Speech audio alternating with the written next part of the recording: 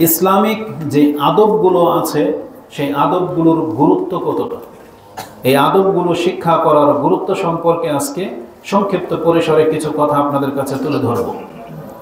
যদিও এই বিষয়টি তলব করা হয়েছে একটা সেমিনার থেকে, তো একদিনের মধ্যে যতটুকু দেখতে পেয়েছি অবশ্যই বিষয়টা অত্যন্ত গুরুত্বপূর্ণ। যদিও এইভাবে আমরা কোনোদিন ভাবিনি, যদিও এইভাবে আমাদের কাছে খুব কম বক্তব্যই পেশ করা হয়ে থাকে। আজকে আমরা মনে করি এগুলো হচ্ছে ছোটোখাটো বিষয়, আমরা বড় বড় বিষয় নিয়ে চিন্তা করা শিখেছি। কবে যুদ্ধ লাগবে, কবে আমরা জিহাদ করব, কবে ইহুদি নাসারাদের রাষ্ট্রগুলো আমাদের দখলে চলে আসবে আর আমরা ঘরে বসে বসে ফল খাবো, এই ধরনের মেন্টালিটি নিয়ে আজকে আমরা বেড়ে উঠতেছি বা ওই অপেক্ষায় বসে আছি। অথচ আজকে যেটা আপনার আমার জন্য দায়িত্ব ছিল সেই দায়িত্বের দিকে আমরা নজর দিচ্ছি না, অথবা যেই কাজগুলো আমরা প্রতিনিয়ত করে যাচ্ছি শুধুমাত্র ইসলামিক আদব আখলাককে গ্রহণ না করার কারণে কত নেকি থেকে যে আমরা মাহরুম হচ্ছি বা কতভাবে যে আমরা ক্ষতিগ্রস্ত হচ্ছি সেই দিকে আমাদের খুব কম লোকেরই দৃষ্টিপাত রয়েছে বা কর্ণপাত করে থাকি। বিশেষ করে আমাদের ঘরে আজকে যদি পৃথিবীর মানুষ অধিকাংশ ব্যক্তিরা যদি অসুস্থ হয়ে থাকেন তাহলে তার পেছনে মূল কারণ হতে পারে ইসলামিক আদবগুলোকে রক্ষা না করে চলা। আজকে যদি অধিকাংশ মানুষ যদি রোগাক্রান্ত হয়ে থাকেন, জাদুগ্রস্ত হয়ে থাকেন, অথবা যদি বদনজরের শিকার হয়ে থাকেন, এর পেছনে মূল কারণ হচ্ছে ইসলামিক আদবগুলোকে রক্ষা না করে চলা। এমনও হতে পারে কিয়ামতের মাঠে আমরা সারশূন্য হয়ে যাব, নেকির কোনো অস্তিত্ব থাকবে না, শুধুমাত্র ইসলামিক আদবগুলোকে গুরুত্ব না দেওয়ার কারণে। এমনও হয়ে হচ্ছে যে আমরা প্রতিনিয়ত অন্যের সাথে আচরণগত দিক থেকে কত মন্দ চরিত্রের পেশ হই, এটা হয়েছে মূলত ইসলামিক আদবগুলোকে গুরুত্বের সাথে না নেওয়ার কারণে। তো এই জন্য ইসলামিক আদবগুলো জানা আমাদের জন্য অত্যন্ত জরুরি। আর এই বিষয়টা সব থেকে বেশি জরুরি বড়দেরকে জানা। ইসলামিক আদব বলে যে কিছু একটা আছে এটা আমাদেরকে জানতে হবে। কেন? এটার দুইটা রিজন বা দুইটা কারণ আমি আপনাকে বলবো। প্রথমত হচ্ছে, যখন আপনি জানবেন না যে কোনটা আদব আর কোনটা বেআদব, যখন এটা কেউ না জানবে তখন তিনি যখন তার মতো করে বিচার করেন তখন সামনের ব্যক্তির আমল আচরণ আখলাক দেখে তখন সে মন্তব্য করে ফেলবে যে এই লোকটা বেআদব বা সে আদব কায়দা জানে না, এবং তার সম্পর্কে একটা বিরূপ ধারণা জন্মাবে। এমনকি দেখা যাবে যে এই একটা বিষয়কে কেন্দ্র করে মন মালিন্যতা দেখা দেয়, যে কারণ যেই জিনিসটাকে আপনি আদব বলতেছেন ও সেটাকে আদব হিসেবে জানে না, আর যেটাকে আপনি আদব হিসেবে ধারণা করে নিয়েছেন আদৌ সেটা কিন্তু আদব নয়। শুধুমাত্র না জানার কারণে এই ধরনের পরিস্থিতিতে আপনাকে আমাকে পড়তে হচ্ছে। এই জন্য আমাদেরকে জানতে হবে যে আসলে ইসলামিক আদবগুলো কি। উদাহরণস্বরূপ বলা যায়, কারো গায়ে যদি অনিচ্ছার্থে কারো পা লেগে যায়, আমাদের সমাজের মানুষ কি আদব মনে করে? যে যার গায়ে লেগেছে সেই জায়গাটা স্পর্শ করে সালাম করা, এটাকে আদব হিসেবে নেওয়া হয়েছে। মূলত এটা তো আদব নাই, বরং এটা হলো একটা হিন্দুয়ানা প্রথা। আপনি ভালো করে লক্ষ্য করেন, ইসলামিক আদব না জানার কারণে আমাদের ভুলগুলো কোথায় হচ্ছে। একজন ব্যক্তির সাথে তার পা লেগেই যেতে পারে, চলতে ফিরতে উঠতে বসতে কোনো না কোনো কারণে পা অনিচ্ছার্থে লেগেই যেতে পারে, কিন্তু ইসলামিক আদব নয় এটা যে আপনি তার সেই জায়গায় বা গায়ে স্পর্শ করে সালাম করবেন, এটা আদব নয়। কিন্তু আমাদের সমাজে এটাকে আদব মনে করা হয়, আর যেই ব্যক্তি এটা করলো না তাকে বেআদব ভাবা হয়। অথচ বিষয়টা তো আদবের নাই, বরং এটা একটা গর্হিত কাজ, বরং এটা একটা বিধর্মীদের একটা রীতি, বিশেষ করে হিন্দুয়ানা রীতি, এটা যেটাকে বললাম। ঠিক তেমনি আমাদের সমাজের প্রচলিত হচ্ছে যে ছোটরা বড়দেরকে সালাম দেবে অথবা ছাত্ররা শিক্ষকদেরকে সালাম দেবে, এটাকে আদব মনে করা হয়, বরং এটা একটা মূর্খামি, এটা একটা অজ্ঞতা। না, ছোটরাই শুধু বড়দেরকে সালাম দেবে না, ছাত্রদেরই দায়িত্ব শুধু শিক্ষকদেরকে সালাম দেবে না, বরং যিনি প্রথম কথা বলবেন বা যিনি ঘরে ঢুকবেন, সে ছোট হোক অথবা বড় হোক, তাকে সালাম দিয়ে কথা বলতে হবে, তাকে সালাম দিয়ে ঘরে ঢুকতে হবে। তাহলে ইসলামিক আদব হচ্ছে এটা, কিন্তু সেটা আমরা না জানার কারণে ওই ছাত্রকে আমরা বেয়াদব বানিয়ে দেব। ইসলামিক আদব নয় এটা যে আপনি ক্লাসে ঢুকবেন আর আপনাকে দেখে ছাত্ররা দাঁড়িয়ে আপনাকে সম্বর্ধনা জানাবেন, রেসপেক্ট করবেন। এটা আদব নয়, বরং এটাই হচ্ছে মূর্খামি। এই জন্য ইসলামিক আদবগুলো জানা এটা আমাদের জন্য অত্যন্ত জরুরি, যাতে করে আমরা কারো সাথে মূর্খামি না করি। দ্বিতীয় আরেকটি কারণ হলো যে আমাদেরকে ইসলামিক আদবগুলোকে কেন গুরুত্বের সাথে নিতে হবে। আমরা প্রতিনিয়ত অনেক কাজ করি, জুতা পরা থেকে নিয়ে শুরু করে পোশাক পরা, খাওয়া দাওয়া, ঘুমানো, মানুষের সাথে আদান প্রদান, কথা বলা, শিষ্টাচারগত অনেক কিছু আমাদের সমাজে ঘটে, আমরা করি। এই কাজগুলো আমরা সবাই করি, কিন্তু ইসলামিক আদব রক্ষা না করে চলার কারণে দেখা যাচ্ছে যে আমরা কারোর সাথে মূর্খামি করে তাকে কষ্ট দিচ্ছি আর নিজে পাপীর হকদার হয়ে যাচ্ছি। এবং ইসলামিক আদবগুলো রক্ষা না করার কারণে আমরা অনেক বেশি নেকি থেকে মাহরুম হয়ে যাচ্ছি। যদি আমরা সেখানে ইসলামিক আদবটা রক্ষা করে চলতাম, তাহলে কিন্তু আমরা অনেক বেশি নেকির মালিক হয়ে যেতাম। কথার কথা, জুতা আমরা সবাই পরি না, কিন্তু কতজন ব্যক্তি আছেন এটা চিন্তা করে পড়েন যে জুতাটা আমাকে ডান পায়ে পরতে হবে, এটা ইসলামিক আদব। যারা শু ক্যাটস পরেন তারা কয়জন ব্যক্তি এটা জানেন যে এই জুতাটা আমাকে বসে পরা উচিত, উপর হয়ে দাঁড়িয়ে এভাবে প্রবেশ না করানো উচিত। এক তো ক্ষতি হলো, যদি আপনার বাই চান্স সময় মতো এটা না প্রবেশ করে, আপনি পড়ে যেতে পারেন, আপনার রগে মাসালে আঘাত লাগতে পারে, টান লাগতে পারে। তো এই ধরনের জুতাগুলো বসে পরা উচিত, বুট জাতীয়, যেটা ফিতা জাতীয়, যেটাতে সময় লাগে। তো এই বিষয়গুলোকে গুরুত্বের সাথে দেখা হয়েছে। এটা হচ্ছে দুনিয়াবি ব্যাপার। আর সবচেয়ে বড় ব্যাপার হচ্ছে ধর্মীয় চিন্তা ভাবনা। তাতে কিন্তু আপনি একটা সুন্নাহর নেকি পেয়ে যেতেন, কারণ রাসূল বলেছেন কুল্লু মারুফিন সাদাকা, ইসলামের প্রত্যেকটা ভালো কাজ আপনাকে সাদাকার নেকি দিয়ে দেওয়া হবে। তো এই যে বিষয়টা আমরা না জানার কারণে অনেক বেশি নেকি থেকে আমরা মাহরুম হয়ে যাচ্ছি, যার ফলে আমাদেরকে ইসলামিক আদবগুলো জানতে হবে। যেমনটা বলেছি, ঘরে বাহিরে কিছু আদব আছে যেগুলোকে আপনি নিছক দোয়া বলে জানেন, কিন্তু আপনি জানেন না সেই মুখের একটুকু বাক্য, শুধু বিসমিল্লাহ, এটার পাওয়ার কত, এর ক্ষমতা কত। আপনি জানেন না যে আপনার ঘরে কিছু আদব আছে যেটা রক্ষা না করার কারণে কত মানুষ আজকে জাদুগ্রস্ত হয়ে যাচ্ছে। যেই ব্যক্তি জাদুগ্রস্ত হচ্ছে, যাকে জিনে ধরেছে, এখন আপনি বুঝবেন মজা যে আপনার এখন কত টাকা যায়, কত কষ্ট হয় আপনার পরিবারে এবং ব্যক্তির উপরে, শুধুমাত্র একটা শব্দ বিসমিল্লাহ এটাকে ব্যবহার না করার কারণে আজকে আপনি এত বড় ক্ষতির সম্মুখীন হয়ে যাচ্ছেন। কিন্তু আমরা এগুলোকে ছোটোখাটো বিষয় মনে করি, অথচ বিষয়টা কিন্তু ছোট না, এটা অনেক মারাত্মক ব্যাপার। আজকে অধিকাংশ মানুষ এই বদনজরের মধ্যে পড়ে যাচ্ছে, অধিকাংশ মানুষ রোগাক্রান্ত হয়ে যাচ্ছে, জাদু টোনা তাদেরকে স্পর্শ করতেছে। এগুলোর মূল কারণ হলো কিছু আদব রক্ষা না করার কারণে। তাহলে এই জন্য ইসলামিক আদবের গুরুত্বটা অত্যন্ত গুরুত্বপূর্ণ। তো যিনি এই বিষয় নিয়ে কথা বলতে বলেছেন, দেখলাম যে না, বিষয়টা অবশ্যই আমলে নিয়ে আসার উচিত বা বক্তব্যে পেশ করা উচিত। যদিও এই বিষয়ে সময় খুব কম পেয়েছি, তাই আমি আমার মতো করে কিছু কথার উদ্ধৃতি আপনাদেরকে আমি দেব।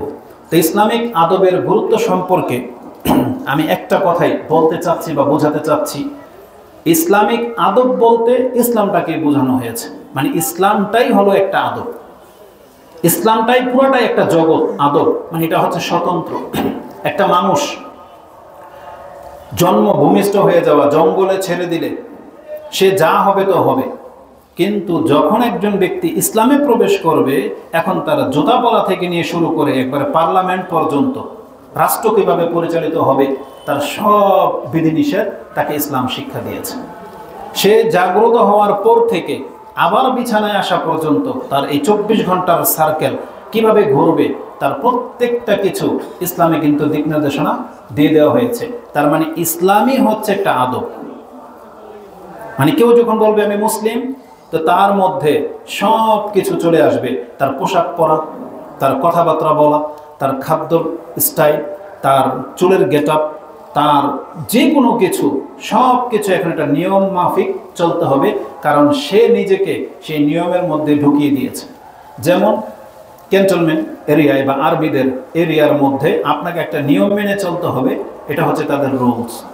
এই রুলস যদি আপনি ফলো না করেন, তাহলে আপনাকে পানিশমেন্ট দেওয়া হবে, শাস্তি দেওয়া হবে, আর আপনাকে বরখাস্ত করা হবে যে এই নিয়ম মানে না। সেই জন্য তো মুসলিম ওই আর্মিদের ক্যান্টনমেন্ট থেকে বা আর্মিদের নিয়ম শৃঙ্খলা থেকেও আরো বেশি নিয়ম নীতি দিয়ে ঘেরা। যদিও আজকে আমরা অধিকাংশ মুসলিমরা এটাকে কোনো পরোয়া করতেছি না, আমাদেরকে এর জন্য কেউ জরিমানা করতেছে না, আমাদেরকে এর জন্য শাস্তি পেতে হচ্ছে না। কিন্তু রাসূলুল্লাহ সাল্লাল্লাহু আলাইহি ওয়াসাল্লামের যুগে তিনি যখন ছিলেন এবং তার মতো করে যারা রাষ্ট্র চালিয়েছেন, আবু বকর, ওমর, ওসমান, আলী রাদিয়াল্লাহু তাআলা আনহুম আজমাইন, তাদের সময়কাল এখন হলে অবশ্যই আমরা অধিকাংশ মানুষ কোনো না কোনো কারণে শাস্তি পেতাম, কোনো না কোনো কারণে জরিমানার অন্তর্ভুক্ত হতাম। বরং আজও সৌদি আরবের মধ্যে কিছু নিয়ম কানুন আছে, ট্রাফিক আইন, রুলস, এগুলো না মানলে আপনাকে অনেক টাকা জরিমানা ধরা হয়। কিন্তু বাংলাদেশে ওইটা ফিলই করে না। একজন রিক্সাওয়ালা, অটোওয়ালা, একজন বাস ড্রাইভার ঘাড় তেরামি করে যে রাস্তাটা ব্লক করে রাখে, ওর যদি মনুষ্যত্ব বোধ থাকতো, কয়েকটা জিনিসের ঘাটতি আছে। প্রথমত ইসলামিক নৈতিকতা তো ওর মধ্যে নাই, মনুষ্যত্ব বোধও নাই, আর ভদ্রতা বলে একটা জিনিস থাকে, এটা পর্যন্ত ওর মধ্যে নেই। তা আমাদের এখানে যদি কোনো ড্রাইভার ভাই থেকে থাকেন, আপনাকে আমরা বলবো আপনি শুধরে যান, বিষয়টাকে আপনি নেন। আর ভদ্রতা বলে একটা জিনিস আছে, সেটাও আপনার মধ্যে নেই, ইসলামিক চিন্তা তো নাই। তাহলে এটা যদি আপনার থাকতো, তাহলে আপনার দ্বারা অন্তত কোনো ব্যক্তি কষ্ট পেত না। রাসূলুল্লাহ সাল্লাল্লাহু আলাইহি ওয়াসাল্লামের ছোট্ট একটা মেসেজ, তাই তোমার রাস্তা ব্লক করবে না, যদি বসতে হয় রাস্তার কিনারায় বসো। এটা কি শুধু আমাদের ওই হুজুরদের জন্য, নাকি এটা পুরো রাষ্ট্রের মানুষের জন্য?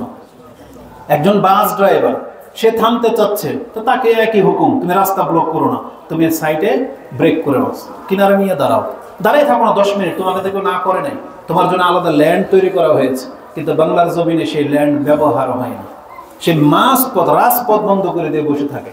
আমাদের ওই ট্রাফিক ভাইদের জন্য দোয়া করা উচিত, আল্লাহ যেন এদেরকে হিতাহিত জ্ঞান দান করে এবং আল্লাহ যেন এদেরকে দায়িত্ব কর্তব্যবোধ সম্পর্কে সচেতন করে। কারণ তারা যদি দায়িত্ববোধ হতো, তাহলে আজকে দেশের এই পরিস্থিতিতে হয় না।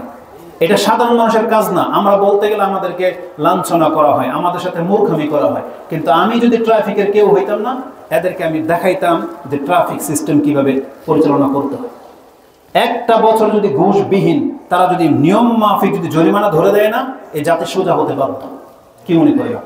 কারণ প্রত্যেকটা মানুষ আইনের কাছে সে বাধ্য।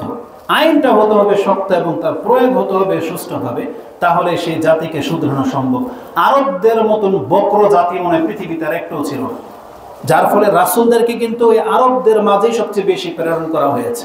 সেই আরব আইনের কাছে এতটা সোজা আপনি না গেলে বুঝতে পারবেন না। কিন্তু এদের মধ্যে উগ্রতা, এদের মধ্যে হিংস্রতা এবং এদের মধ্যে ফ্রিডম ভাবে চলাফেরার প্রবণতা যে এত বেশি, সেটা আপনি কিছু কিছু ঘটনা থেকে বুঝতে পারবেন। কিন্তু তাদেরকে সোজা করে রাখা হয়েছে শুধু আইনের মাধ্যমে। আর রাসূলুল্লাহ সাল্লাল্লাহু আলাইহি ওয়াসাল্লামের যুগে তারা শুধু ইসলামের কারণে ভদ্র হয়ে গিয়েছিলেন, আর কোনো আইন টেন লাগে না। তারা আল্লাহকে বিশ্বাস করে নিয়েছিল, তারা ইসলামের নীতিগুলোকে তারা ফলো করত, তারা নেকির জন্য আল্লাহর জন্য কাজ করত। এই জন্য তাদের জন্য কোনো ডিফেন্সের প্রয়োজন ছিল না। কিন্তু এই জাতি যত অধঃপতনের দিকে গেছে, তখন ডিফেন্সের প্রয়োজন হয়েছে। তারপরও অকল্যাণের কল্যাণ হলো যে তারা আইনটাকে এখন মেনে চলে, যার ফলে রাস্তাঘাটগুলো একটু আপনি চলে শান্তি পাবেন, বা আপনার একটা অধিকার যে হক সেটা আপনি পাবেন, যেটা বাংলার জমিনে হয় না।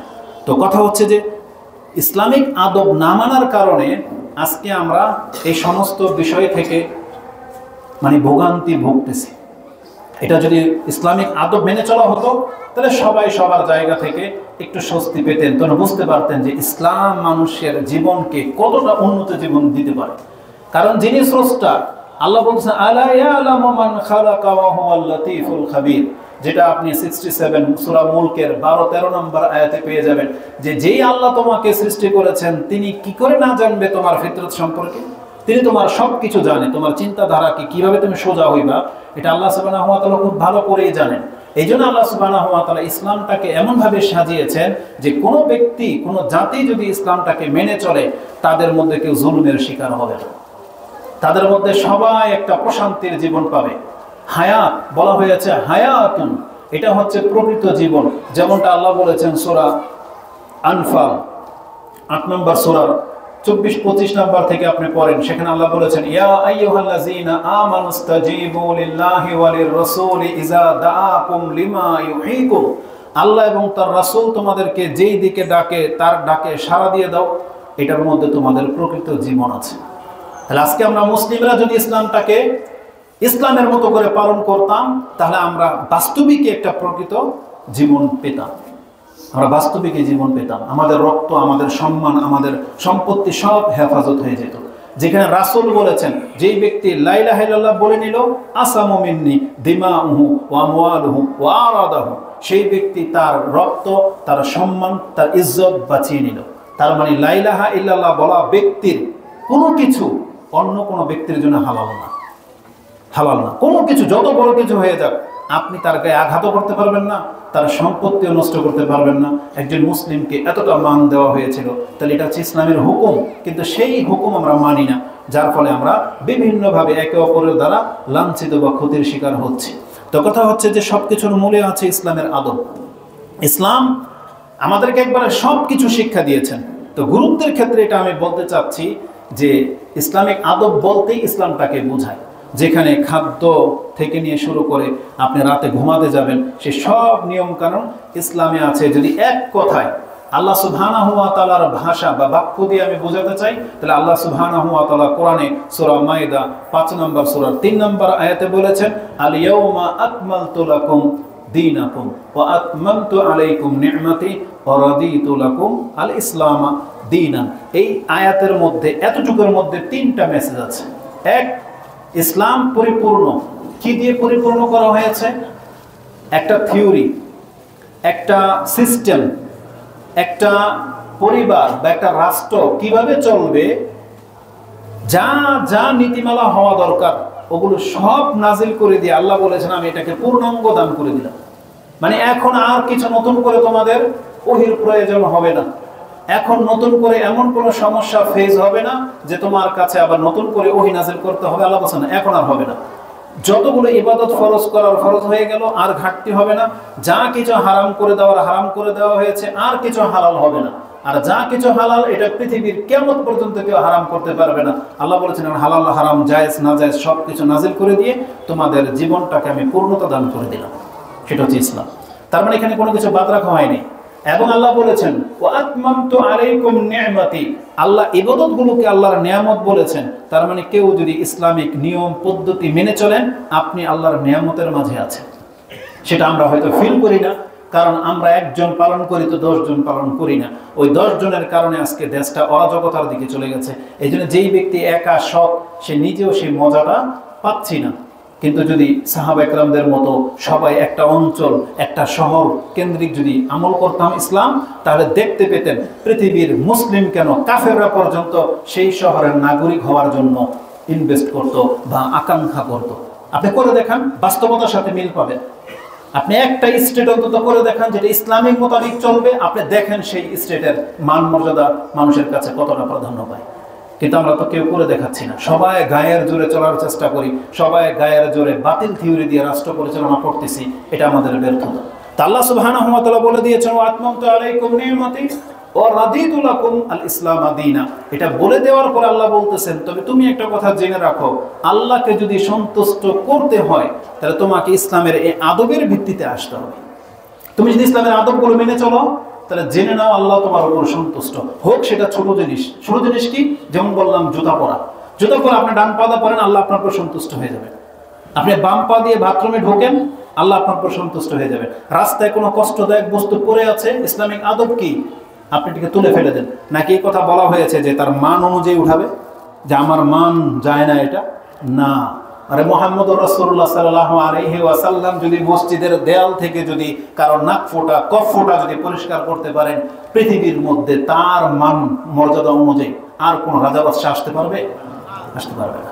তাহলে আপনার আমার গায়ে কেন লাগে যে মসজিদের মধ্যে একটা ময়লা পড়ে আছে সেটা পকেটে তুলে নিয়ে বাইরে ফেলে দেওয়া? এটা গায়ে কেন লাগে? এটার জন্য আলাদা খাদেম কেন লাগবে? বরং এই মসজিদের খাদেম আমরা সবাই, আল্লাহর ঘরের খাদেম আমরা সবাই। নিজেরা নাপাক করবো দূরের কথা, একটা কোনো কিছু অন্য কারো জন্য ফেলে রাখবো না, বরং এটা আমাদের নিজের হাতে করতে হবে। রাসূল বলেছেন, আমাকে ভালো কাজ এবং মন্দ কাজের লিস্ট দেখানো হয়েছে। আমি ভালো কাজের মধ্যে প্রথমেই দেখতে পেলাম মানুষ তার মুখ দিয়ে কথা বলবে লা ইলাহা ইল্লাল্লাহ, এটা হচ্ছে সবচেয়ে ভালো কাজ। আর তার মধ্যে দেখতে পেলাম যে রাস্তা থেকে একটা কষ্টদায়ক বস্তু তুলে ফেলে দেওয়া, এটাও ভালো কাজের লিস্টের মধ্যে আল্লাহ লিখে রেখেছেন। আর মন্দ কাজগুলো দেখানো হয়েছে, তার মধ্যে দেখতে পেলাম আল্লাহকে মেনে নেওয়ার পরে কোনো ব্যক্তি শিরিক করবে, এটা হচ্ছে সবচেয়ে বড় খারাপ কাজ। আর দেখতে পেলাম সেখানে লেখা আছে যে মসজিদের মধ্যে কেউ নোংরা করবে, তার ওই যে চামড়া ছিঁড়ে ফেলবে, দাড়ি ফেলবে, নখ ছিঁড়ে ফেলে দিবে, মানে মসজিদকে নোংরা করবে, সেটাও মন্দ কাজের মধ্যে আল্লাহ সুবহানাহু ওয়া তাআলা লিখে রেখেছেন। এটা মস্ত বড় জিনিস। তো আল্লাহ সুবহানাহু ওয়া তাআলা বলেছেন, এখন তুমি যদি আল্লাহকে সন্তুষ্ট করতে চাও তাহলে ইসলামিক আদবগুলো তোমার জীবনে বাস্তবায়ন করতে হবে, তাতে আল্লাহ সুবহানাহু ওয়া তাআলা সন্তুষ্ট হবে। তো সব কিছুর ক্ষেত্রে আল্লাহ সুবহানাহু ওয়া তাআলা এই ইসলামিক নিয়ম রেখেছেন। এটা কেন করেছেন আল্লাহ? এক তো বললাম, কোনো ব্যক্তি ইসলামিক নিয়ম যদি ফলো করে তাহলে দুইটা জিনিস প্রতিষ্ঠিত হয়ে যাবে।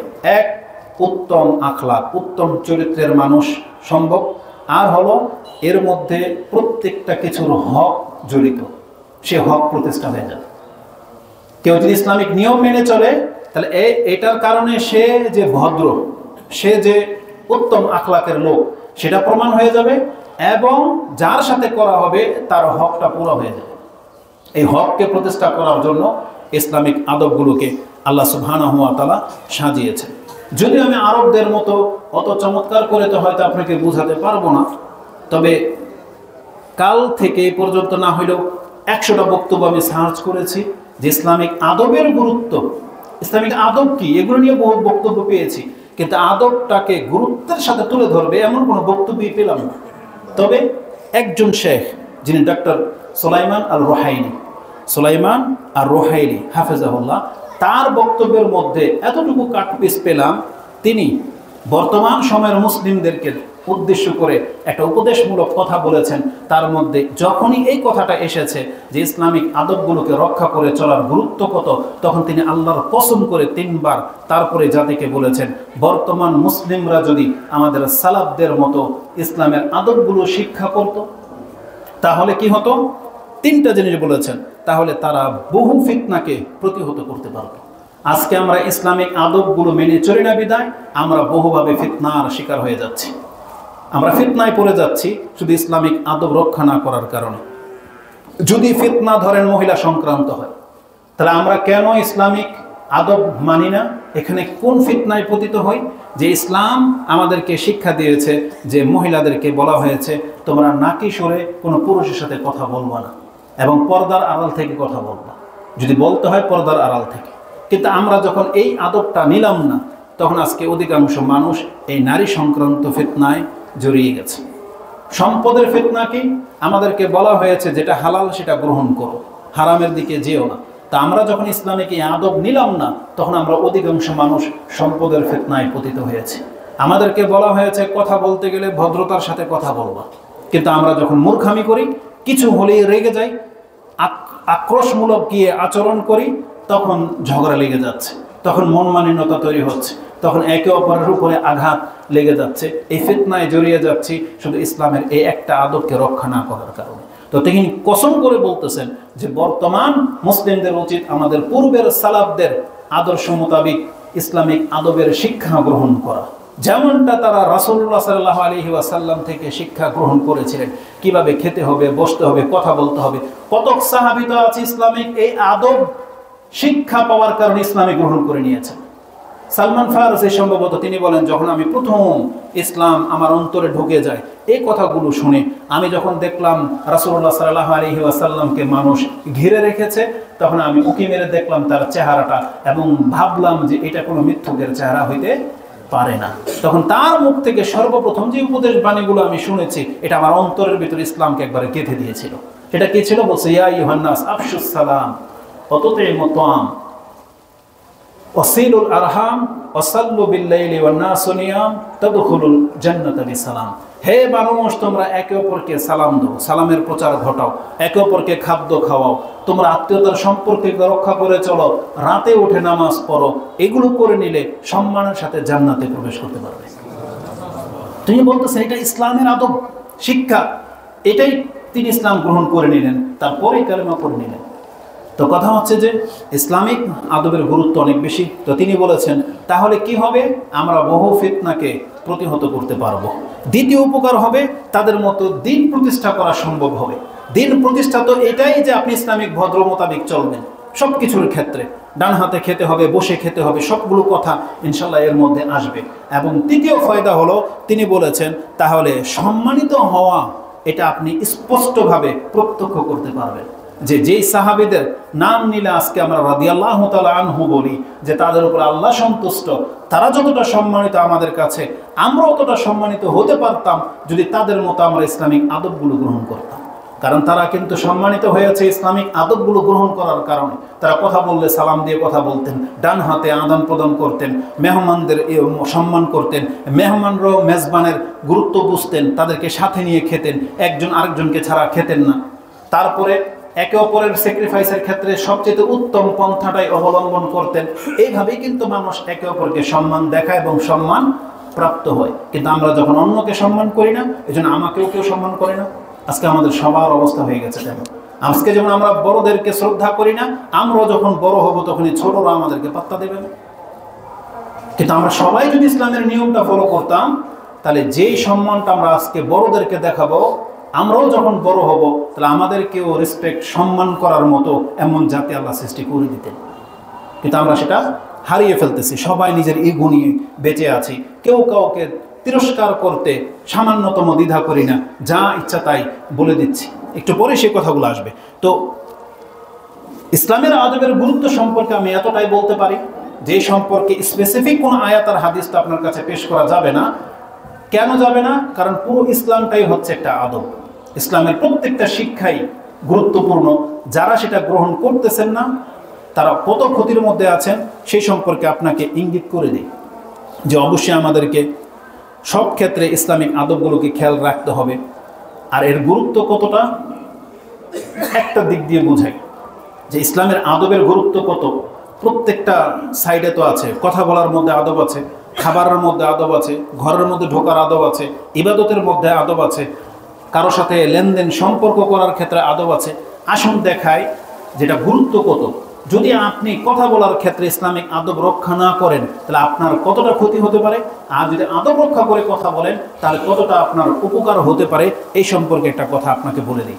আল্লাহ সুবহানাহু ওয়া তাআলা কোরআনে আমাদেরকে বলেছেন, এই কোরআনটা নাজিল হয়েছে যেই উদ্দেশ্যগুলো নিয়ে, তার মধ্যে একটা উদ্দেশ্য হচ্ছে যারা আল্লাহকে মেনে চলে তাদেরকে সুসংবাদ দেবে এই কোরআন, আর যারা আল্লাহকে মেনে চলে না তাদেরকে সতর্ক করেছে এই কোরআন, এবং যারা মুখে অত্যন্ত বাজে কথা বলে তাদেরকে সতর্ক করার জন্য নাজিল হয়েছে এই কোরআন। যেটা সূরা কাহাফের শুরুতে আল্লাহ বলেছেন যে এই কোরআন নাজিল করা হয়েছে আল্লাহর পক্ষ থেকে, তার প্রশংসা সহ এই আয়াত নাজিল করা হয়েছে। এবং আল্লাহ বলেছেন এবং তাদেরকে সতর্ক করার জন্য এই কোরআন নাজিল হয়েছে যারা বলে যে আল্লাহ সন্তান গ্রহণ করেছে। আল্লাহ সুবহানাহু ওয়া তাআলা তাদেরকে কত বড় ধমক দিয়েছেন বা সতর্ক করেছেন, মা লাহুম বিহি মিন ইলমি ওয়ালা লিআবাইহিম কাবুরাত কালিমাতান তাখরুজু মিন আফওয়াহিহিম ইয়াকুলুনা ইল্লা কাযিবা। আল্লাহ বলতেছেন এদের বাপদাদারও জ্ঞান ছিল না, এদেরও নাই, যারা আল্লাহ সম্পর্কে এত বাজে মন্তব্য করে। কাবুরাত মাকতান ইনদাল্লাহ, আল্লাহর কাছে কত বড় পাপ তাদের এই মুখের কথা, আর তারা মিথ্যা ছাড়ার কোনো কিছু বলে না। তাহলে আল্লাহ বলতেছেন যারা মুখে এরকম বাজে কথা বলে তাদেরকে সতর্ক করার জন্য এই কোরআন নাজিল হয়েছে। অতএব মুখের লাগাম পরাতে হবে, এই জবানের হেফাজত করতে হবে। আল্লাহ সম্পর্কে যে কোনো ধরনের বাজে কথা মন্তব্য কেউ যদি তার মুখে পেশ করে, তা জেনে নেন এই ব্যক্তির কপালে উলু লেগে যাবে। আমরা বলি না কপালে উলু আছে, মানে এর কপাল মন্দ, সে কাফের হোক অথবা মুসলিম হোক। আমরা আমাদের মুসলিম মা বোনদেরকে সতর্ক করতে চাচ্ছি এবং ব্যক্তিদেরকে যারা কিছু থেকে কিছু হলেই মন্দ বাক্য উচ্চারণ করে, সেটা স্বামীর ক্ষেত্রে হোক, সন্তানের ক্ষেত্রে হোক, অথবা আল্লাহ সুবহানাহু ওয়া তাআলার ক্ষেত্রে হোক, তারা দ্বিধা করে না। হয়তো ধান রৌদ্র দিয়েছে, বৃষ্টি চলে আসলো, তখন সে বাজে একটা মন্তব্য করে ফেললো। অনেক সময় এটা হয়, মানে তার অনুকূলে যদি হয় ঠিক আছে, তার প্রতিকূলে হলেই, বিপরীত হলেই দেখা যায় একটা মন্তব্য করে ফেললো। না, খবরদার, আল্লাহ সুবহানাহু ওয়া তাআলা সম্পর্কে মন্তব্য করার ক্ষেত্রে চিন্তা ভাবনা করে মন্তব্য করতে হবে। এবং অনেক ভাই বোন আছেন যারা আল্লাহর কাছে হয়তো কোনো একটা কিছু চাচ্ছেন কিন্তু আল্লাহ সেটা দিচ্ছেন না, বা আপনার মনে হচ্ছে যে পাচ্ছেন না, এই ধরনের ব্যক্তিরা আল্লাহ সম্পর্কে খুব বাজে মন্তব্য করে। এরা খুব বেশি আল্লাহ সুবহানাহু ওয়া তাআলা সম্পর্কে মানে এমন সব মন্তব্য পেশ করে যেটা কোনো কাফের হয়তো করবে না। আপনাদেরকে সতর্ক সাবধান হতে হবে। তাহলে আল্লাহ বলেছেন এই কোরআন দিয়ে আমি তাদেরকে সতর্ক করতে চেয়েছি যারা খুব বাজে মন্তব্য করে। এই জন্য সবার সাথে কথা বলার ধরন এক হবে না। বিষয়ে যখন হবে রাসূলুল্লাহ সাল্লাল্লাহু আলাইহি ওয়াসাল্লামের সাথে কথা বলা, আল্লাহ সুবহানাহু ওয়া তাআলা কি বলেছেন? তোমরা সতর্ক সাবধান হও। এই রাসূল যাকে তোমরা একটা মানুষ রূপে পেয়েছো, কিন্তু সে আল্লাহর রাসূল, তার সাথে কথা বলার ক্ষেত্রে ভদ্রতা আল্লাহ শিক্ষা দিয়েছেন। যদি তোমরা সেই ভদ্রতা অবলম্বন না করো, তোমার আমল সব বরবাদ হয়ে যাবে, তুমি টেরই পাবে না। আল্লাহ বলেছেন সেটা আপনি পাবেন কোথায়? সূরা আল হুজুরাত 49 নম্বর সূরার শুরুতে আল্লাহ বলেছেন, ইয়া আইয়ুহাল্লাযীনা আমানু লা তারফাউ আসওয়াতাকুম ফাওকা সাওতিন নবী। তোমরা খবরদার তোমাদের গলার সাউন্ড যেন রাসূলের সাউন্ডের চাইতে উপরে না যায়। মানে রাসূল সাল্লাল্লাহু আলাইহি সাল্লাম যতটা ভলিউমে কথা বলেন তার চাইতে তোমার কথার ভলিউম বেড়ে যাবে, খবরদার, এটা তুমি করতে পারবে না। আর ওয়ালা তাজহার লাহু বিল কাউলি কাজাহরি বাদিকুম লিবাদ। তোমরা একে অপরকে যেভাবে সম্বোধন করো, ওই হে, ওই ভাই, বা যেরকম ভাবে আমরা একে অপরকে ডাকি, খবরদার রাসূলকে কিন্তু তোমরা বাইরে থেকে এইভাবে সম্বোধন করে ডেকো না। তাহলে কি হবে? আনতাহবাতা আমালুকুম ওয়া আনতুম লা তাশকুরুন। তোমার আমল যে কখন বরবাদ হয়ে যাবে তুমি টেরও পাবে না। কত বড় ধমক দিয়েছেন আল্লাহ সুবহানাহু ওয়া তাআলা। তাহলে রাসূলুল্লাহ সাল্লাল্লাহু আলাইহি সাল্লামের মান এমন যে যার কথার সামনে আপনি উচ্চ গলায় কথা বলতে পারবেন না, যার বিধানের উপরে, তাহলে আপনি আঙুল তুলেন কিভাবে? রাসূলুল্লাহ সাল্লাল্লাহু আলাইহি সাল্লামের সুন্নাহর ক্ষেত্রে যেটা রাসূল থেকে প্রমাণিত হয়ে গেছে, আপনি সেই জায়গায় আপনার ইমামকে কিভাবে প্রাধান্য দেন?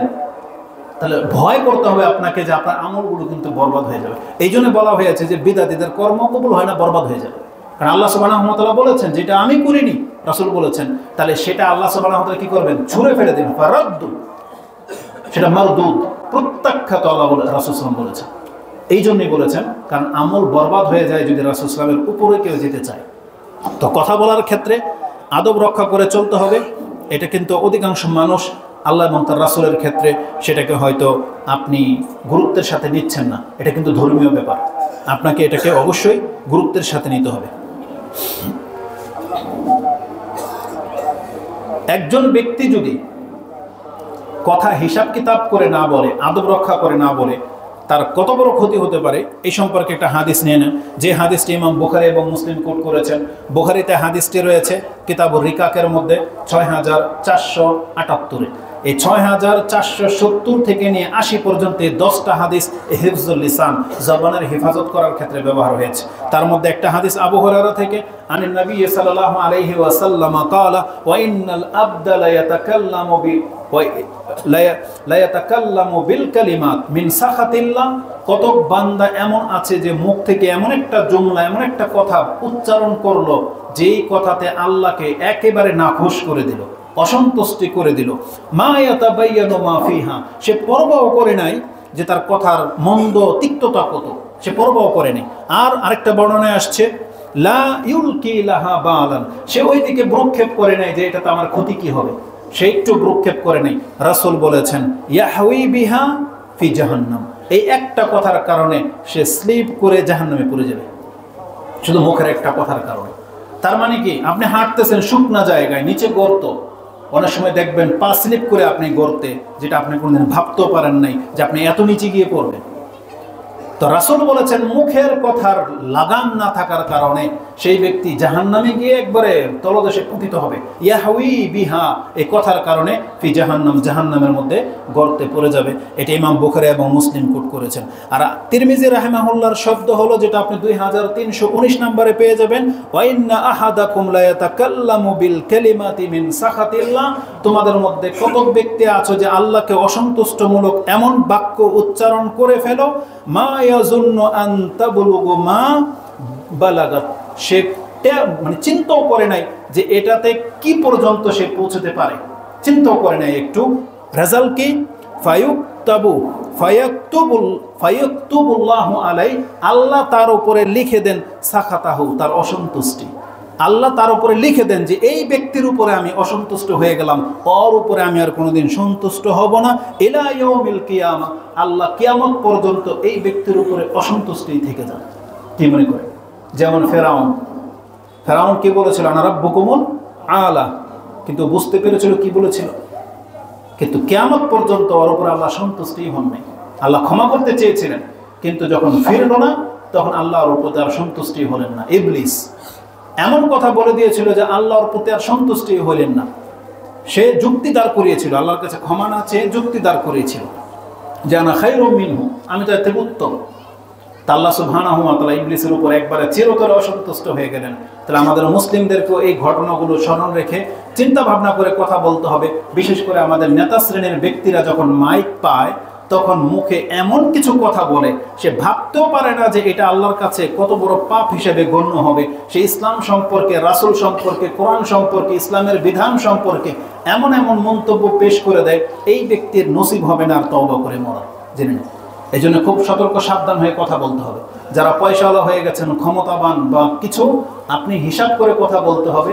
আমাদেরকে কিন্তু সতর্ক করে দেওয়া হয়েছে, না হলে আল্লাহ সুবহানাহু ওয়া তাআলা এমন না হোক যে আপনার উপরে কিয়ামত পর্যন্ত অসন্তুষ্টি না থেকে যান। আল্লাহ আমাদেরকে হেফাজত করুন, আমিন। তো এমনকি আরেকটা হাদিসে বলা হয়েছে, যে হাদিসটি ইমাম তিরমিজি তার ঈমানের অধ্যায় আহমিয়াতিস সালাহ, সালাতের গুরুত্ব সম্পর্কে হাদিসটি বর্ণনা করা হয়েছে, যেটা আপনি 26-16-তে পেয়ে যাবেন, 2616 নম্বরে। মুআয বিন জাবাল রাদিয়াল্লাহু তাআলা আনহু বর্ণনাকৃত একটা হাদিস। সবার শেষে রাসূলুল্লাহ সাল্লাল্লাহু আলাইহি ওয়াসাল্লাম তাকে বললেন, আলা আদুল্লুক আলা উখবিরুকা বিমালাকি যালিকা কুল্লি, একজন ব্যক্তি পরিপূর্ণ ইসলাম পালন করে জান্নাতে চলে যাবে, কিন্তু আমি কি তোমাকে এমন একটা কথা বলবো না যেই ঘটনাটা ঘটলে তার জান্নাতে যাওয়া দুষ্কর হয়ে যাবে? যেমন গুড়ে পানি ঢেলে দেওয়ার মতো। আমরা বলি না যে গুড়ে পানি ঢেলে দেওয়া, বা আপনার পুরো মেহনতের উপরে পানি ঢেলে দেওয়া, মানে আপনি এক কদম শুধু দিলেই জান্নাত, কিন্তু আটকে গেলেন, জাহান্নামে যেতে হলো আপনাকে কোনো একটা কারণে। এমন একটা বিষয়কে বলবো না? বলছে বালা ইয়া রাসূলুল্লাহ, অবশ্যই বলবেন যে আমি এত মেহনত করলাম জান্নাত পাওয়ার জন্য, আর সব বিফলে যাবে, এমন কি ব্যাপার আছে? তখন মুআয বিন জাবল বলতেছেন যে ফা আখাযা বিলিসানিহি, রাসূল তার জিহ্বাটাকে টেনে ধরলেন এবং বললেন কুফু আলাইকা হাযা, তোমার এই জিহ্বাটাকে তুমি সংযত রাখো, কারণ এটা এত মারাত্মক জিনিস। তোমার এই জিহ্বা এমন একটা বাক্য উচ্চারণ করে দেবে যে তোমার জীবনের সমস্ত আমল বরবাদ হয়ে যেতে পারে। বলছে কুফু আলাইকা হাযা। তখন ভয় পেয়ে মুআয বিন জাবল বলতেছেন যে ইয়া রাসূলুল্লাহ, আইন্না লা মুআখাযুনা বিমা নাতাকাল্লামু আও বিমা নাতাকাল্লামু বিহি, আমরা আমাদের মুখ থেকে যে কথা বলি এটার জন্য আমাদেরকে ধরা হবে? তখন রাসূলুল্লাহ আশ্চর্য হয়ে বলতেছেন সাকিলাত কাউমুকা ইয়া মুআয ওয়া হাল ইয়াকুব্বুন নাসু ফিন-নার আলা উজুহিহিম আও আলা মানাখিরিহিম ইল্লা হাসাইদু আলসিনাতিহিম। তুমি বলোটা কি? একজন ব্যক্তিকে মুখের ভরে অথবা উল্টো করে জাহান্নামে ফেলা হবে, এটা যদি মুখের কারণে না হয় তাহলে আর কোন অপরাধের কারণে করা হবে? তার মানে বোঝা যাচ্ছে যে মুখের অপরাধের কারণে কত ব্যক্তির পা ধরে আলগি দিয়ে টেনে তোলা হবে এবং মুখ থাকবে জমিনে, হেঁচড়িয়ে নিয়ে ফেলে দেওয়া হবে। বলছে আলা মানাখিরিহিম, তার কপাল, তার মাথা থাকবে নিচের দিকে এবং পা ধরে টেনে জাহান্নামে ফেলা হবে। এটা বলা হয়েছে যে এটা ওই ব্যক্তিদের সাথে করা হবে যাদের জবান দিয়ে কোনো পাপ করেছিল সে, তা এমন কোনো বাক্য সে উচ্চারণ করেছিল যার ফলে তাকে এই শাস্তি দেয়া হবে। তো রাসূলুল্লাহ সাল্লাল্লাহু আলাইহি ওয়াসাল্লাম থেকে এই হাদিসটি ইমাম তিরমিজি 2616 এবং ইবনে মাজাতে আপনি 3973 পেয়ে যাবেন। তাহলে আমি বোঝাতে চেয়েছি ইসলামিক আদব রক্ষা করার গুরুত্ব কত মারাত্মক হতে পারে, যেখানে কথা বলা সম্পর্কে এতটা কঠিন ব্যাপার রয়েছে, কিন্তু আমরা সেগুলোকে প্রক্ষেপ করতেছি না। অতএব ইসলামিক আদব রক্ষা করে চলা এটা আমাদের প্রত্যেকের জন্য দায়িত্ব, যে আমরা যেন সেই বিষয়গুলোকে খেয়াল রাখি। না হলে কি ধরনের ক্ষতি হতে পারে, আসুন আরেকটা জিনিস আমি আপনাদেরকে দেখাই, যেটা আমাদের ঘরে বাহিরে যেটা হয়।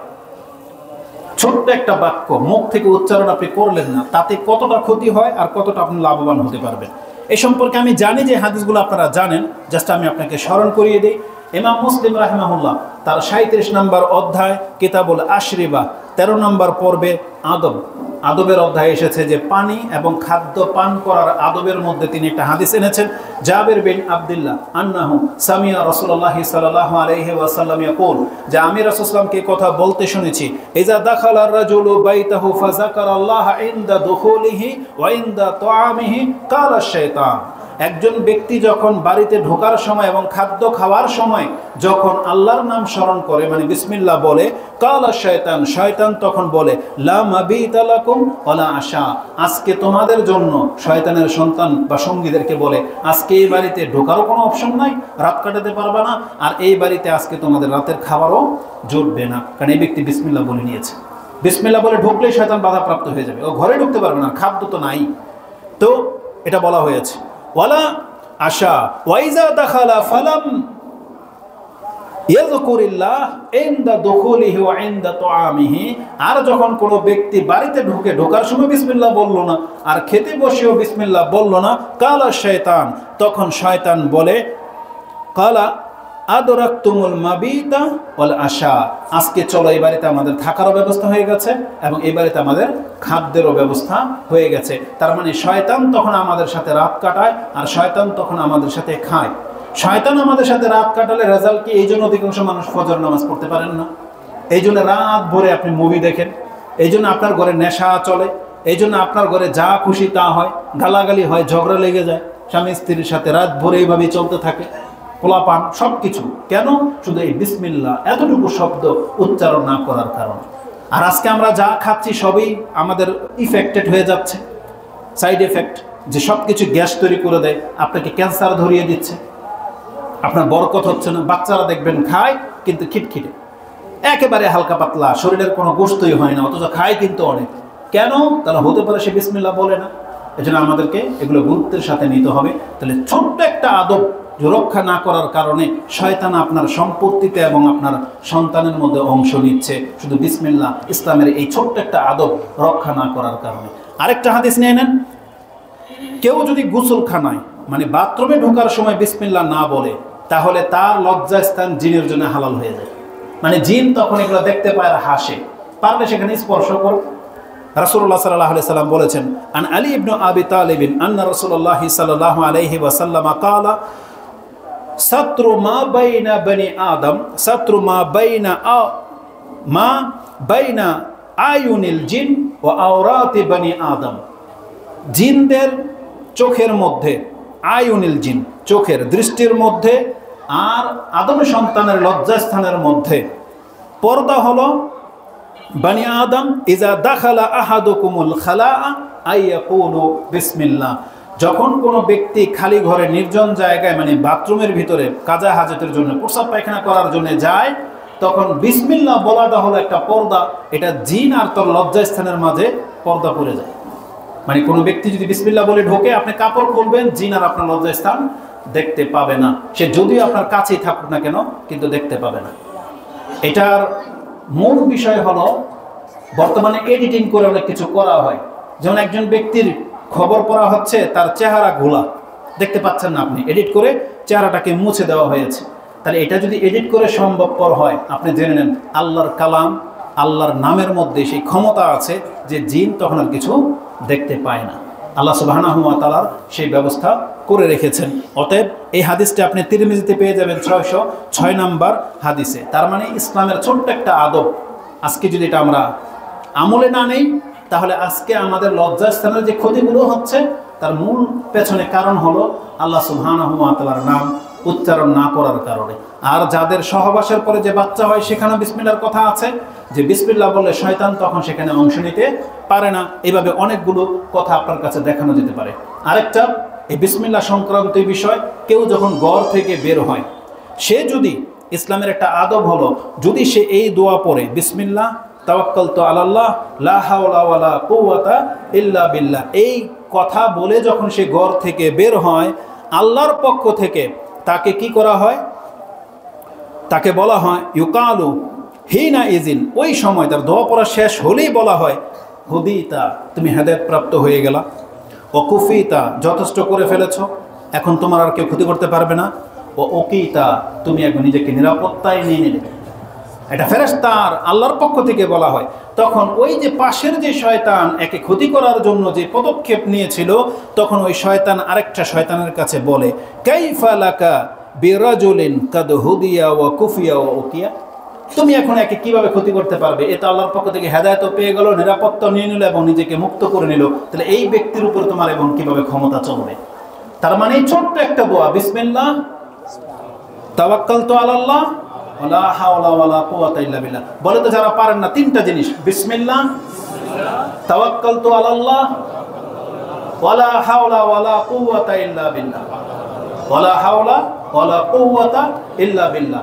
ইনশাআল্লাহ আজকে থেকে প্র্যাকটিস হয়ে যাবে। যদি এটা পড়েন তাহলে আপনাকে শয়তান গোমরাহ করতে পারবে না, আপনার ক্ষতি করতে পারবে না। আল্লাহর পক্ষ থেকে একজন ফেরেশতা নিযুক্ত হয়ে যাবে, কুফিতা মানে যথেষ্ট হয়ে যাবে আপনার জন্য, এবং উকিতা আপনি নিরাপত্তা পেয়ে যাবেন। আল্লাহ আমাদেরকে তৌফিক দান করুন। তাহলে ইসলামের এই ছোট্ট একটা আদব আমরা রক্ষা করে চলে না বিদায় আজকে অধিকাংশ মুসলিমরা আমরা ঘর থেকে যখন বের হই আমাদের যত রকমের গুমরাহি কাজ সেটা আমরা করি, মানুষের সাথে মূর্খামি করি, মানুষের সাথে আমরা নিজে অন্যকে লাঞ্ছিত করি, নিজেও লাঞ্ছিত হই। এই মর্মে আরেকটি দোয়া আছে, ওটা আপনারা পড়বেন যে আল্লাহুম্মা ইন্নী আউযু বিকা আন আদিল্লা আও উদাল আও আজিল্লা আও উজাল আও উজলিমা আও আজলামা আও আজহালা আও ইউজহালা আলাই। দেখে নেবেন বিভিন্ন শব্দে হাদিসটা আছে যে আল্লাহ আমি তোমার কাছে আশ্রয় চাচ্ছি, আমি যেন কাউকে গুমরাহ না করি, কেউ যেন আমাকে গুমরাহ করতে না পারে, আমি যেন কারোর সাথে মূর্খামি না করি, কেউ যেন আমার সাথে মূর্খামি না করতে পারে, আমি যেন কাউকে লাঞ্ছিত না করি, কেউ যেন আমাকে লাঞ্ছিত করতে না পারে, আমি যেন কারোর উপর জুলুম না করি, আল্লাহ আমার উপর যেন কেউ জুলুম না করতে পারে। চিন্তা করা যায় ইসলাম। তাহলে ইসলাম অন্যকে জুলুম করা কখনোই শেখায় নাই, অন্যকে লাঞ্ছিত করা, অন্যের ক্ষতি করা, এটা ইসলাম কখনোই শেখায় নাই। কিন্তু আজকে আমরা ইসলামিক এই আদব মেনে চলি না বিদায় আজকে আমাদের দ্বারা সবকিছু হয়ে যাচ্ছে, অন্য লাঞ্ছিত হচ্ছে, আমাকেও লাঞ্ছিত করা হচ্ছে, সবকিছু। আপনি ভেবে নেন যে বিষয়টা কতটা সেন্সিটিভ। অতএব ইসলামের এই আদবগুলো রক্ষা করে চলা এটা আমাদের উপর অত্যন্ত গুরুত্বপূর্ণ। যদি আমরা এটা না করি তাহলে বিভিন্নভাবে আমরা ক্ষতিগ্রস্তদের অন্তর্ভুক্ত হয়ে যাচ্ছি। ঠিক কথা বলার আদব এটা আমি আপনাকে বোঝালাম, ঘরে ঢোকার বের হওয়ার আদব সম্পর্কে বোঝালাম। দোয়া করার ক্ষেত্রে আদব আছে। আপনি যে আল্লাহর কাছে চাইবেন কিছু, দোয়া করবেন, এটার আদব নাই? আজকে আমরা মনে করি যে আল্লাহর কাছে চাইলাম তো দিল না, না আপনি আদবকে রক্ষা করেন নাই হয়তো, সেজন্য আপনি পাচ্ছেন না। ইসলামিক আদব আছে। এই জন্য রাসূল বলেছেন ইসলামের একটা আদব আজকে আপনি নিয়ে নেন যে দোয়া করার ক্ষেত্রে আপনাকে সে আদব রক্ষা করে চলতে হবে, তাহলে হয়তো আপনি দোয়া কবুলযোগ্য হবে, না হতে সেটা এইভাবেই থেকে যাবে। এই মর্মে একটা হাদিস ইমাম বুখারী এবং মুসলিম কোট করেছেন, কিতাবুদ দোয়ার অধ্যায়, দোয়া এবং জিকিরের অধ্যায়। বুখারীতে হাদিসটি 80 নম্বর অধ্যায় রয়েছে 6340, এবং মুসলিমে হাদিসটি 6828 নম্বরে পেয়ে যাবেন। আবু হুরায়রা তার বর্ণনাকারী, কালা রাসূলুল্লাহ সাল্লাল্লাহু আলাইহি ওয়াসাল্লাম ইউস্তাজাবু লিআহাদিকুম, তোমাদের প্রত্যেকের দোয়া কবুল হবে ততক্ষণ পর্যন্ত মা লাম ইয়াজাল। আরেকটা বর্ণনা আসছে ইস্তাজাল, তোমাদের দোয়া ততক্ষণ পর্যন্ত কবুল হবে যতক্ষণ পর্যন্ত একজন ব্যক্তি তাড়াহুড়া না করবে। মা ইউজাল কিলা ওমা ওমাই ইয়াস্তাজিলু বা ওমাই ইয়াজাল ইয়া রাসূলুল্লাহ, কিভাবে একজন ব্যক্তি তাড়াহুড়া করে, কোন বিষয়টাকে এটাকে গণনা করা হবে? রাসূল বলেছেন ইয়াকুল দাউতু রাব্বি কাদ দাউতু রাব্বি, এই তো আমি আমার রবকে কতবার ডাকলাম, কত দোয়া করলাম, ফালাম ইউস্তাজাবু লি, অথচ আল্লাহ এখন পর্যন্ত আমার দোয়া কবুল করলেন না। এই যে মন্তব্য, এটাই হলো কি? তাড়াহুড়া করা। আল্লাহ সুবহানাহু ওয়া তাআলা ওই ব্যক্তির এই দোয়া আর কবুল করবেন না যখন সেই মন্তব্য করে দেবে। এখন আপনার প্রশ্ন জাগতে পারে, তাহলে কি আমি এখন দোয়া করতেই থাকবো আর বিপদ আমার 10 বছর ধরে লেগে থাকুক? এটা অধিকাংশ মানুষ মনে করেন যে আমি এক্ষণ দোয়া করলাম, এক্ষণ কেন কবুল হইল না? এটা আমরা অনেকে মনে করি। আপনি কি ভুলে গেছেন ইয়াকুব আলাইহিস সালামের ঘটনা? কতকাল তিনি অসুস্থ ছিলেন? আইয়ুব, ইয়াকুব আলাইহিস সালাম। আপনি কি ভুলে গেছেন ইব্রাহিম আলাইহিস সালামের ঘটনা? কত বছর তার সন্তান হয়নি। জাকারিয়া আলাইহিস সালামকে ভুলে গেছেন যে তিনি 80-100 বছরে গিয়ে সন্তান পাচ্ছেন, কিন্তু সে কি কোনোদিন এই কথা বলেছেন যে কত ডাকলাম আল্লাহর কাছে, এখন পর্যন্ত বাচ্চা হইল না, থাকার ডাকবো না? এটা বলে না। এই ঘটনাগুলো দিয়ে আমাদেরকে শিক্ষা দিয়ে দেওয়া হয়েছে যে তোমরা অপেক্ষা করো, হোক না সেটা 100 বছর, তোমার সন্তান আল্লাহ যদি দেওয়ার প্ল্যান করে থাকে তোমাকে দেবেনই দেবেন, এটাই হচ্ছে চূড়ান্ত। আর আল্লাহ যদি তোমাকে দুনিয়াতে সেই বিপদ থেকে না মুক্ত করে থাকেন, তাহলে আল্লাহ তো তোমার সাথে এটা ওয়াদা করে রেখেছে বান্দা যে এর চাইতেও বড় বিপদ দূর করে দেওয়ার প্ল্যান আল্লাহ করে রেখেছে। অথবা যদি দুনিয়ার এমন কোনো বিপদ না থেকে থাকে, আল্লাহ সুবহানাহু ওয়া তাআলা ইচ্ছা করে নিয়েছেন আরে এই বিপদটা তো কোনো রকম কেটে যাবে, এই ব্যক্তির তো এত পাপ, এত জাহান্নামে যাবে, ঠাকুর দোয়াটাকে আমি রিজার্ভ করে রেখে দিই, কিয়ামতের মাঠে ওকে আমি ক্ষমা করে দিই। কিন্তু আপনি যখন বলবেন দাউতু রাব্বি ফালাম ইউস্তাজাব লি, আমি তো আমার রবকে ডাকলাম, আমার রব তো আমার ডাকে সাড়া দিলেন না, তার মানে আপনার ফজিলতটা কেটে যাবে, আপনার মর্যাদাটা আপনি হারিয়ে ফেলবেন। অথচ আল্লাহ তিনি এটা নিজের কাছে রেখেছিলেন। গতকালকে উর্দুর একটা শব্দ এখানে দেখেছিলাম, ভুলে গেছি মেমোরিতে। তার কথাটা ছিল এরকম যে আমি তো আমার রবকে ডেকেছি, তার ফয়সালা অবশ্যই উত্তম, তিনি হচ্ছেন মহান, তিনি আমার জন্য যে ফয়সালা করে রেখেছেন সেই ফয়সালার উপরে আমার কোনো মন্তব্য আমি করব না। মানে আল্লাহর ফয়সালাটাই চূড়ান্ত। আমাকে বলা হয়েছে তুমি ইবাদত করো, ইবাদত করবেন তুমি আমাকে ডাকো। আমি আপনাকে একটা কথা বলে দিই, নামাজ যে পড়তে আছেন প্রতিনিয়ত 5 ওয়াক্ত, আপনার কোনোদিন মনে এটা প্রশ্ন আসছে নামাজ কবুল হচ্ছে কি হচ্ছে না? প্রশ্ন আসে না? এমন কি হয়েছে যে না 40 বছর নামাজ পড়লাম কবুল মনে হয় না, থাকার পড়বো না, এমনটা কি মনে হয়েছে? না। তাহলে নামাজটাকে ইবাদত না, করতেই হবে। তাহলে দোয়াটাকে আপনি ওইভাবে কেন নেন না যে আমি দোয়া করতেই থাকবো, এটা আমার ইবাদত, কবুল হওয়া না হয় এটা আল্লাহর কাছে। তাহলে কি এই ব্যক্তি কোনোদিন দোয়া ছাড়বে? ছাড়বে না। এটা জেনে নেন, দোয়া হচ্ছে আমাদের ইবাদত। দোয়া নামাজের মতোই আমাদেরকে করতেই হবে। আল্লাহ সুবহানাহু ওয়া তাআলার মর্জি, যেদিন তিনি চাইবেন ইনশাআল্লাহ কবুল হয়ে যাবে।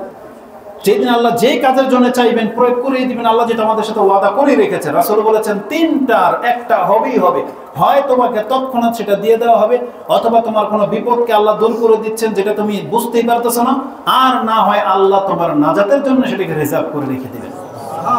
এই জন্য ইসলামিক আদব রক্ষা করে চলার চেষ্টা করেন। কোনো ব্যক্তি যেন দোয়ার ক্ষেত্রে তাড়াহুড়া না করেন, যেটা আজকে অধিকাংশ মা বোনদের এবং আমাদের কিছু ভাইদের মন্তব্য থেকে বুঝতে পারি যে তারা দোয়া করে করে হতাশ হয়ে যাচ্ছে, অথচ আল্লাহ সুবহানাহু ওয়া তাআলা তাকে পরীক্ষা করতেছেন এবং তার কাছে বিভিন্ন নবীদের ঘটনাও তুলে ধরেছেন, কিন্তু আপনি শিক্ষা নিচ্ছেন না, আপনি শুধু আপনার পছন্দ মতো কিছু চাচ্ছেন না। তাহলে আপনি হয়তো আল্লাহর কাছ থেকে পেরিয়ে যাবেন বা আল্লাহ আপনাকে আরো বেশি লাঞ্ছিত করে দেবেন, কিন্তু আপনি টের পাচ্ছেন না। বরং আল্লাহর কাছে আমাদের কাজ হচ্ছে শুধু দোয়া করে রেখে দেওয়া, ফয়সালাটা আপনি আল্লাহর উপরে ছেড়ে দেন। এটা হচ্ছে ইসলামিক আদব। তাহলে এতে কি হবে? আপনি আপনার কল্যাণ পেয়ে যাবেন আর ক্ষতিগ্রস্ত হওয়া থেকে আপনি বেঁচে যাবেন। তো এইভাবে প্রত্যেকটা বিষয়ের আদব রয়েছে যেটা আমাদেরকে ইসলাম গুরুত্বের সাথে নিতে বলেছেন। আজকে আমরা সেই আদবগুলো রক্ষা করি না বিদায় আজকে আমরা বহুভাবে ক্ষতিগ্রস্ত এবং লাঞ্ছিত হচ্ছি। তো এই জাগতিক ইসলামিক আদবগুলো যেগুলো আমরা বলতে চাচ্ছি, এগুলো কোনো জাতিগত বা ব্যক্তিগত বিষয় নয় যে আমার ব্যক্তিগত ব্যাপার, এটা আমি করলে করি, না করলে না করি। বরং বিষয়টা তো ইসলামিক, বিষয়টা তো ধর্মীয়। এই জন্য ধর্মীয় ব্যাপারে আমার মনে হয় মুসলিম হিসেবে আমাদেরকে এটা মেনে নিতে হবে। জুতা ডান পায়ে পরার জন্য কি হুজুর হওয়া জরুরি, মাদ্রাসায় পড়া জরুরি, নাকি মুসলিম হইলেই হয়? আপনি মুসলিম, তাহলে পড়েন না আজকে থেকে জুতা ডান পায়ে। ডান হাতে খাওয়া, বসে খাওয়া, এটার জন্য কি মাদ্রাসায় পড়া জরুরি? না। আপনি শিক্ষা গ্রহণ করেছেন, করেন না, আপনার মধ্যে এই ভদ্রতা দেখান, তাহলে তো হয়ে গেল। কিছু জিনিস আছে যেগুলো তো আপনি করেনি, শুধু আপনার ইচ্ছাটাকে শুধু প্রাধান্য দেন, ইচ্ছাটাকে শুধু প্রাধান্য দেন, তাহলে তো আপনি বলতে পারবেন যে আমি একজন মুসলিম। কিছু ক্ষেত্রে আপনি আছেন যে ইসলামের অনেক মেজর জিনিস পালন করতে পারেন না, সেগুলো ঘাটতি, কিন্তু যেটা পারেন সেটা তো করেন, তাতেও তো ইসলামের একটা ভাবমূর্তি ফুটে ওঠে। আপনি তো বলতে পারবেন যে প্র্যাকটিসিং মুসলিম, তাই না? কিন্তু আমরা এটা কেন করি না? আমরা কেন মনে করি যে ইসলাম পালন করলে সব করতে হবে, না করলে কিছুই না? কেন? আর আপনি যেটা পারেন সেটা করেন, যতটুকু পারেন ততটুকু করেন।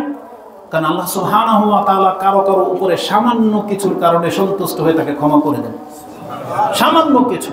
রাসূল এই কথা বলেছেন, ইয়া বাযার লা তাহকিরান্না মিনাল মারুফি শাই ওয়া ইন তালকা আখাকা বিওয়াজহিন তালিক। তুমি তোমার ভাইয়ের সাথে হাসি মুখ নিয়ে কথা বলবা, তোমার চরিত্রে এটা সম্ভব, তুমি করে দেখাও।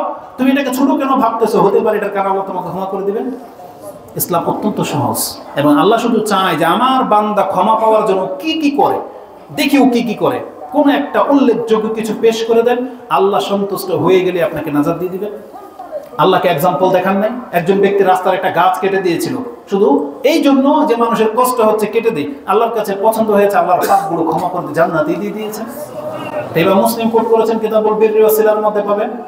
তো আল্লাহ সুবহানাহু ওয়া তাআলার কাছে সামান্য কিছুর কদর আছে, কিন্তু সেটা হইতে হবে আল্লাহর সন্তুষ্টির জন্য, এটা হইতে হবে ইসলামিক মাফিক অনুযায়ী মোতাবেক। মানে যদি এটা রাসূলুল্লাহ সাল্লাল্লাহু আলাইহি ওয়াসাল্লামের দ্বীনের মতো না হয়, তাহলে যত বড় ভালো কাজে আপনি করেন না কেন আল্লাহ সুবহানাহু ওয়া তাআলা কিন্তু সেটা আপনার কাছ থেকে গ্রহণ করবেন না। এই জন্য ইসলামিক আদবগুলো জানা অত্যন্ত জরুরি। এই জন্য ইসলামিক আদবগুলো মানা এটা অত্যন্ত গুরুত্বের সাথে আপনাকে নিতে হবে। এর জন্য ইসলামের প্রথম আদব কি জানেন? দেখেন আল্লাহ আমাদেরকে শিখিয়েছে। এই জন্য আল্লাহ বিধান নাজিল করার আগে প্রথম আয়াতই নাজিল করে দিয়েছেন কি? ইকরা, তুমি পড়ো। তার মানে আপনি কোরআন হাদিস পড়বেন, আপনি ইসলামের আদবগুলো জানতে পারবেন, আর জানতে পারলে আপনি মানতে পারবেন। আল্লাহ সুবহানাহু ওয়া তাআলা বলে দিয়েছেন কোরআনে, যেটা আপনি সূরা জুমারের মধ্যে পেয়ে যাবেন 9 নম্বর আয়াত। আল্লাহ বলেছেন কুল হাল ইয়াস্তাউই আল্লাযিনা ইয়ালামুনা ওয়াল্লাযিনা লা ইয়ালামুন। হে নবী আপনি বলে দেন, যারা জানলো আর যারা জানে না তারা কি সমান? তারা সমান না। তাহলে যেই ব্যক্তি জানলেন যে কথা বলতে গেলে সালাম দিয়ে কথা বলতে হয় এবং সামনের ব্যক্তির মর্যাদাকে রক্ষা করে কথা বলতে হবে, তাহলে আপনি কি তার প্রথমেই চান্সে গালি দিতে পারেন? তাকে কি ঝাড়তে পারেন? তার মানহানি করতে পারেন? পারেন না। তার মানে এটা হচ্ছে জানাওয়ালা ব্যক্তি। আপনাকে একটা কথা বলে দিই, ভদ্রতা মানে জ্ঞানী না। আর জ্ঞানী হলেই যে ভদ্র হতে হবে এটা জরুরি না। অভদ্র কখনো কখনো মানে ভালো কিছু মানে মূর্খ কখনো কখনো ভদ্র হয়, আবার অনেক জ্ঞানী আবার অভদ্র হয়। আর আদব মানেই হলো জ্ঞান। জেনে নেন, একজন ব্যক্তি জ্ঞানী না হওয়া ছাড়া কোনোদিন সে আদবকারী হতে পারে না। কারণ আদবটা তো এটা তো ইসলামিক একটা রুলস, এটা একটা সিস্টেম। মানে আদব কোনটা বেয়াদব কোনটা, যে ভূমিকাতে যে বলেছি, এটা আপনাকে নির্ণয় করলে তো চলবে না। এটা দেখতে হবে যে ইসলাম এটাকে আদব বলেছে কিনা। যেমন যে বলেছি পায়ের সাথে পা বা গায়ের মধ্যে পা লেগে গেছে, এখন এখানে কি করতে হবে এটা আপনার মেন্টালিটি দিয়ে বিচার করলে তো হবে না। দেখতে হবে ইসলাম এখানে কি বলেছে। ইসলাম কি বলেছে? কিছুই বলেনি। তার পায়ের সাথে পা লাগতেই পারে, যদি ব্যথা পেয়ে যায় তখন বলতে হবে যে আমি দেখি নাই, দুঃখিত, ব্যথা লাগছে, কোথায় ডলে দেন বা ধরেন বা ক্ষমা চান। কিন্তু পায়ে ধরে সালাম করা এটা তো ইসলাম শিখায় নাই আপনাকে, এটা তো আপনি নিয়েছেন হিন্দুদের কাছ থেকে। বিয়ের দিন ছেলে বউ নিয়ে আসছে, এসে উপর হয়ে তার বাপ মার পায়ে ধরে সালাম করতে হবে, এটা তো আপনাদের সমাজ দেশাচার, এটা বাপ মার থিওরি। ইসলাম তো এটা আপনাকে শিখায় নাই। এটা ভদ্রতা না। এই জন্য ভদ্র হতে হলে ইসলামের প্রত্যেকটা বিধান আপনাকে জানতে হবে। আর আল্লাহ বলেছেন যারা জানে আর যারা জানে না তারা কোনোদিন সমান হতে পারে না। ইন্নামা ইয়াতাযাক্কারু উলুল আলবাব।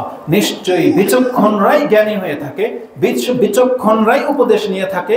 অতএব আমাদেরকে উত্তম চরিত্রবান হতে হলে আমাদেরকে ইসলামিক আদবগুলো জানতে হবে, যেটা আল্লাহ সুবহানাহু ওয়া তাআলা আমাদেরকে গুরুত্বের সাথে শিক্ষা দিয়েছেন। এবং একটা কথা বলে দিই, প্রত্যেক পুরুষের জন্য এটা, যারা নিজে শিখেন এবং নিজের পরিবারের লোকদেরকে ইসলামিক আদব শিখাবেন, আপনার মর্যাদা কি জানেন? রাসূল বলেছেন এমন ব্যক্তিদের জন্য ডাবল নেকি। এমন ব্যক্তিদের জন্য ডাবল নেকি। রাসূল বলেছেন 3 ব্যক্তিরা আল্লাহর পক্ষ থেকে ডাবল ডাবল নেকি পায়। সালাসাতুন, 3 শ্রেণীর ব্যক্তি আছে, লাহুম আজরানে, তাদের জন্য ডাবল নেকি রয়েছে। এক, ওই ব্যক্তি রাজুলুন মিন আহলিল কিতাব, যদি সে আহলি কিতাবের কেউ হয়, যেমন ইহুদি খ্রিস্টানের কেউ যদি হয়, বর্তমান ইহুদি খ্রিস্টান না, যারা বাতিলের উপরে প্রতিষ্ঠিত, বরং যারা তাওরাত এবং ইনজিলকে ধর্মীয় কিতাব মনে করত এবং মুসা আলাইহিস সালাম এবং ঈসা আলাইহিস সালামের প্রতি ঈমান এনেছিল যে তারা আল্লাহর রাসূল, এই ধরনের কোন ইহুদি খ্রিস্টান যদি পৃথিবীতে থেকে থাকে, তাহলে এই ব্যক্তি তার নবীর উপরে ঈমান আনার কারণে, আবার যদি এখন আমাদের নবী মুহাম্মদ সাল্লাল্লাহু আলাইহি সাল্লামের প্রতি ঈমান আনে যে আমি ইসলাম গ্রহণ করে নিলাম, হ্যাঁ মুহাম্মদ সাল্লাল্লাহু আলাইহি সাল্লাম আমার রাসূল, এই ব্যক্তিকে আল্লাহ ডাবল নেকি দিবেন। এ যা করুক ডাবল ডাবল নেকি পাবে, কারণ সে 2 নবীর প্রতি ঈমান এনেছে। তাহলে সেই সুবাদে আমরা মনে করি আমরা প্রত্যেকটা মুসলিম ডাবল ডাবল নেকি পাবো না? কারণ আমরা কোন নবীকে অস্বীকার করি? আমরা সব নবীর প্রতি ঈমান এনেছি। আমরা আল্লাহর কাছে দোয়া করি, আল্লাহ তুমি আমাদেরকে ডাবল ডাবল নেকি দান করো।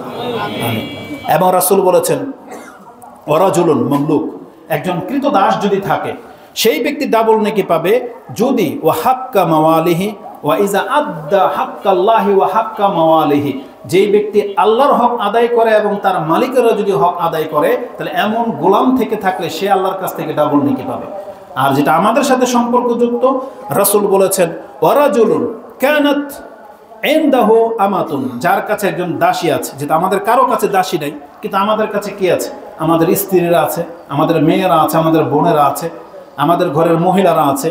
তাহলে সেটা আপনি ওখানে প্রয়োগ করেন। ফাআদ্দাহা ফাআহসানা তা'দীবাহা, সে যদি তার ওই অধীনস্থ মহিলাকে আদব কায়দা শিক্ষা দেয়, উত্তম আদব কায়দা, ও আল্লামাহা ফাআহসানা তালিমাহা, এবং তাদেরকে ইলম শিক্ষা দেয় এবং উত্তম ইলম শিক্ষা দেয়, মানে কোরআন হাদিসের ভদ্রতা শিখায়। সুম্মা আতাকাহা, তাকে যদি স্বাধীন করে দিয়ে বিয়ে করে নেয়, ফালাহু আজরান, তাহলে এই ব্যক্তির জন্য ডাবল নেকি রয়েছে। তার মানে আমরা তো কৃতদাস না, বরং একজন মহিলাকে বিয়ে করে আনছি। তাহলে আপনি যদি বিবাহিত স্ত্রীকে যদি এখন উত্তম আদর্শ শিক্ষা দেন, তাদেরকে যদি ইসলাম শিখান, রাসূল বলেছেন এমন প্রত্যেক ব্যক্তির জন্য ডাবল ডাবল নেকির ব্যবস্থা আল্লাহ করে রেখেছেন। এটা ইমাম বুখারী তার কিতাবুল ইলমের মধ্যে 97 নম্বর হাদিসে আপনি পেয়ে যাবেন। তা আমি আমার এই ক্ষুদ্র জ্ঞান থেকে একদিনের প্রচেষ্টায় যতগুলো কথা আপনার কাছে পেশ করেছি, আল্লাহ আমার এই কথাতে বরকত দান করুন।